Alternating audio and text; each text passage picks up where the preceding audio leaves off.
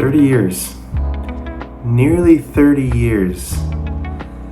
That's crazy. It's honestly astonishing that this particular franchise has been around for this long, and overall I have truly appreciated it. And despite whatever opinions people may have across all 8 films, and what they might think one particular film did better than the other, no matter where you stand, the pure funness of these films have been overall pretty consistent. And there's no one else to thank than the legend himself, and pretty much everybody else that was involved in any of these films. And with that, before we get into the movie review for The Final Reckoning, I've edited a sequence of taking whatever clips I can find across all Mission Impossible films and just put it in all together and showcasing different sorts of highlights. And I hope you guys enjoy it. This sure has been quite a ride for the franchise.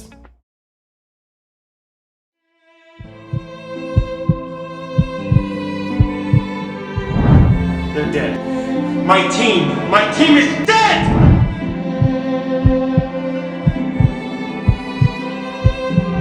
You know you don't have a choice. Just do it. Do it now!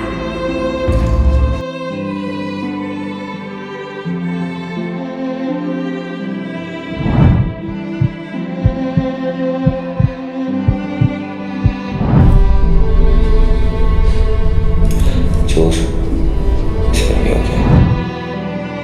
The end you always feared is coming. And the blood will be on your hands. Of all your good intentions.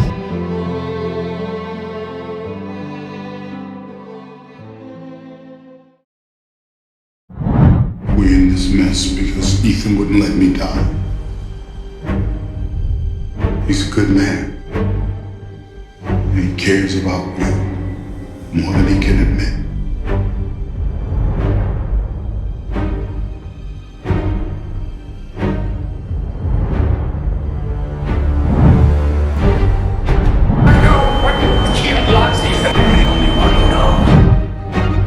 I'm her guardian angel. If you try to warn her, she dies. Ethan, you're gonna tell her the route is footed, or she dies.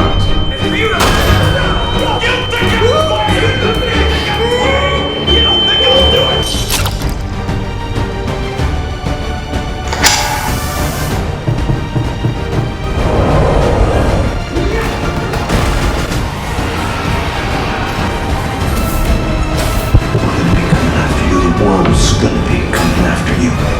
This mission of yours is gonna cost you dearly. I need you to trust me. One last time.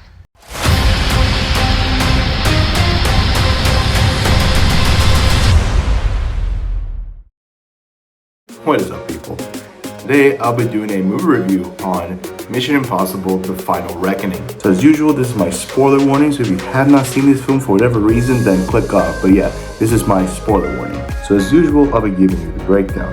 Initial thoughts, positives and negatives. For the positives, it's going to be the 10 sequences, old flashbacks from the beginning, Rapid Foot's tieback, and entity threat. For the negatives, it's going to be the editing, flashback usage, Luther/Sydney's death, repetitive information, and entity opportunities. And then I'll end it with my ending thoughts. From the different franchises I've seen in the case of films, the Mission Impossible series is among my favorite series. It has generally been consistent across its elements on what it's been known for. That is until it comes down with the final film specifically. The Final Reckoning became quite a rocky, bumpy, and underwhelming viewing experience. While it had the recognizable elements and the passion, just not to the same degree to its previous ones.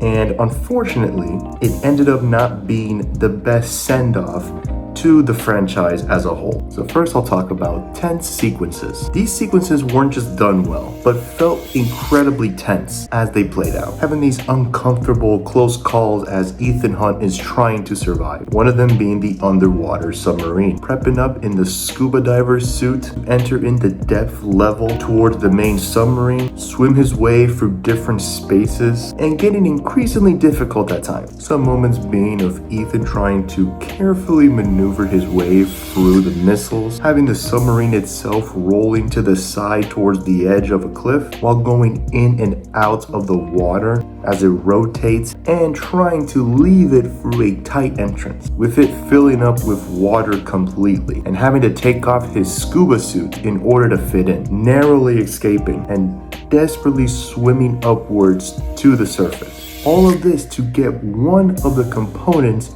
the Pakova, in order to stop the entity. Truly daring stuff. Although not as daring as the airplane scene, quite literally holding on for his dear life. Started off with the red airplane and hanging underneath it as it takes off, and Ethan climbing on to take control of the plane, rocking side to side in the process, and even having to change seats due to being in the wrong one. Then later having a dogfight moment with Gabriel that made Ethan climb on the yellow plane due to the red one becoming dysfunctional, and trying to stop Gabriel as he maneuvered the plane in all different directions, pulling up towards the sky, janking left and right, and doing multiple barrel rolls, with Ethan hanging off many times as well. Just pure adrenaline rushing at all times, especially with certain camera angles in seeing the sheer height. Both of these sequences really gave me sensations of intensity throughout. Next will be old flashbacks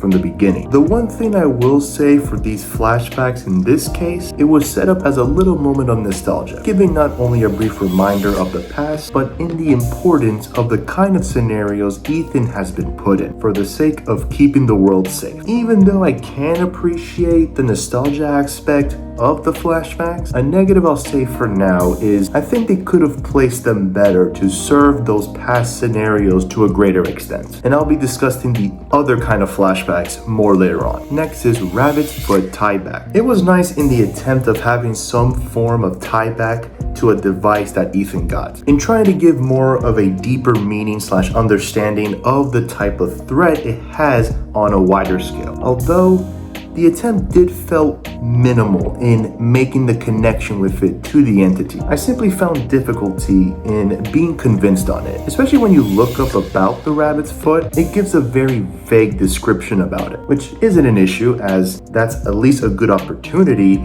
to give more meaning to it, as I said. The main issue is that it would have been better if they added more constructed dialogue to explain a more sophisticated / logical connection to bridge that gap between the two. It could have been detailed out more by the villain Gabriel, since he was mentioning about it to Ethan, or possibly by the president Erica during the boardroom meetings. Point being, there needed to be more thought on this connection with the rabbit's foot and the entity, emphasizing on what components between the two can have that sort of connection. Next will be entity's threat. Comparing the threat levels of the entity in this film to the previous one, it's obviously scaled up a lot in taking control of multiple nukes across different countries and wanting to activate them all in order to make the world crumble, becoming this very rogue type entity. An issue I had with this, and it's honestly a bit weird that they didn't bring back this aspect in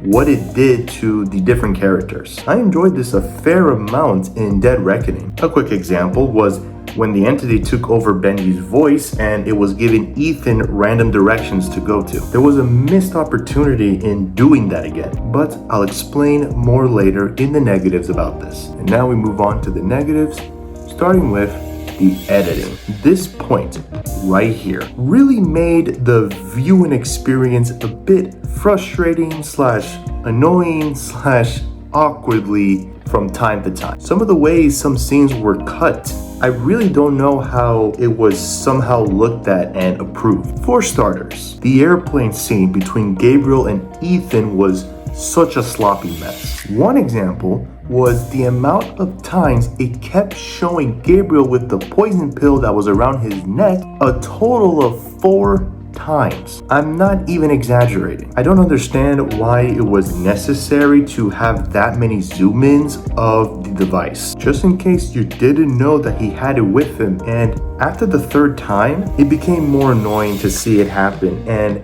didn't add along well to the 10 sequences. A second example were the different angle shots of the planes and how they were shown for such little time and became hard to appreciate them. I suppose they were doing these fast changing shots to create some form of intensity, but it was a bit much to look at as it played out. There were amazing shots done that captures the surrounding mountains / cliffs, how high they were, and having such close calls. All that being said, the very little seconds with these shots took away the intensity aspect for me. Some specific examples were during the chase scenario. All those types of angled shots really needed to last longer. In being able to let those different shots sink in just enough time in order to acknowledge better the high and low frequencies of the action sequences happening. Same idea can be applied to at times with the shots showing Ethan hanging on for dear life off the plane wing. Another scenario of this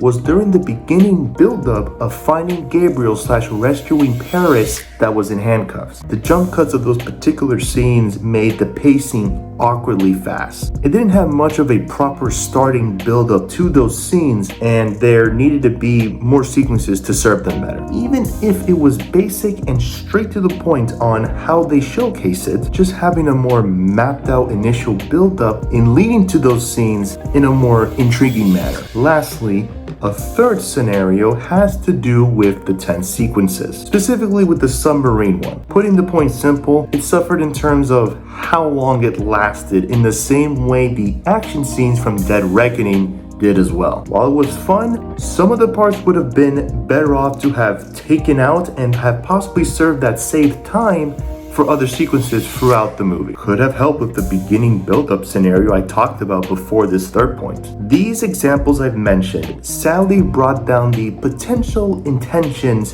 behind them. Now, depending on which one, it may not have brought down the intentions that much, really just the submarine one. Reconsiderations needed to happen with these scenes either way. Next would be flashback usage. While I did enjoy the way those flashbacks at the beginning were set up, the greater extent of them was lacking a decent amount. I think there needed to be a better tie-back representation of those flashbacks in order to give them not only more weight on their general importance, but also having opportunities with certain flashbacks on giving them a bit of a deeper lore to a degree. In the case of the flashbacks of past stunts Ethan has done, instead of a nostalgia aspect, they could have been incorporated in a way of unraveling specific attributes of Ethan from those past stunts on why he was able to do them despite the risky dangers, possibly by his other teammates to give him some sort of needed encouragement / reminder. Now, in the case of non-stunt related flashbacks, there are examples from the film that fits along. One example was between Ethan and Briggs on having talks about Briggs' father being Jim Phelps and linking the two of them. Another example was with Gabriel bringing up Ethan's past lover, Julia, tied up in a chair at gunpoint. I do like in making those non-stunt flashbacks have more emphasis. The issue is getting more interesting flashbacks for this type, because I'll be honest, the Briggs one was kind of out of nowhere and a bit forced. Maybe ones with the other past villains from either Lane or Walker, or scenes of Ethan expressing his care for his team. And just to name some simple past examples, there really was a letdown with these flashbacks in their usage, even with a few being a slight exception and could have used them in a better light. Next would be Luther / Sydney's death. To put it simple, both of these deaths didn't need to happen, but with different reasoning. With Luther, they could have taken steps back on how he dies instead of the way he was taken out by a big explosive device. Would have made more sense in Gabriel killing him off after he stole off the poison pill Luther made, leading to a possible outrage from Ethan in hating Gabriel even more. With Sidney, it was completely unnecessary when he got shot and died right after. His death honestly felt like there needed to be another just for the sake of feeling sad. None of that sensation ever came through with Sidney's death. Just straight pointless. Next up is repetitive information. This is the other point in making the viewing experience time-consuming of unneeded dialogue with past information to such a degree. An example would be towards the beginning when Benji and Luther were telling Ethan about the Russian submarine in the accident that sunk it / the two key parts that opens the Pakova's housing safely. Another example was with Ethan talking with the US Navy Admiral on trying to find the precise coordinates in order to find the submarine due to being founded by fishermen when they searched for the key parts. The repetitiveness of these past information was totally unnecessary in repeating them throughout parts of the film. Should have honestly just stuck to one scene that gave a shorter summary of these past information. In particular, during the boardroom meeting when Ethan got taken in and talked to the president about the dangers of the entity drastically increasing, making a better placement in my eyes to just show a scaling summary about the entity's dangerous methods. And lastly, I'll talk about entity opportunities. It was so displeasing when there wasn't any new gimmicky detailings from the entity. That's the one aspect I liked from the previous film, as I said, in how it showed off the kind of abilities the entity can perform onto others with its powers. The only one that was portrayed in this current film was during the scene of Ethan talking to the entity and how it was displaying potentially the written sequences of his teammates and Ethan himself dying. There was such a great opportunity missed in showcasing a rising series of threats from the entity that can eventually lead up to controlling the different series of nukes. It sure would have been scary to see it gain access to the countdown timer in altering how much supposed time is left, or possibly do some sort of deep fake voice lines from some of the characters in changing their words, or just something along those lines. Having these different detailings in seeing that it's not messing around. And again, it was weird that they did not consider on doing any of that. Overall, despite some of the directions they went with certain elements in how they are used and the action bits being quite tense, there was still plenty of room for considerations in how some of these elements / scenes were displayed. Whether it's the crazy moment of Ethan hanging on for dear life on the airplane and stopping Gabriel, or the missed opportunities in portraying rising threats from the entity, the film was still fun and enjoyable to a degree while watching, but wasn't executed as well to its previous ones. And it sure as hell will not be making any sort of profit or breaking even.